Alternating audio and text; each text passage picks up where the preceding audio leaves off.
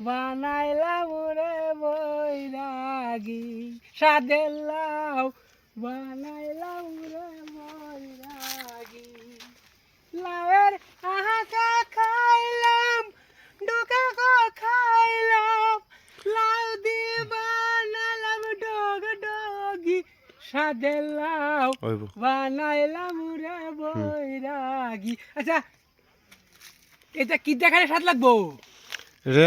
হ্যাঁ কেউ তো হুটকি দেখা, কেউ তো মাছ দেখা। লাউডি কিন্তু সাইজের আছে না? সাইজের আছে।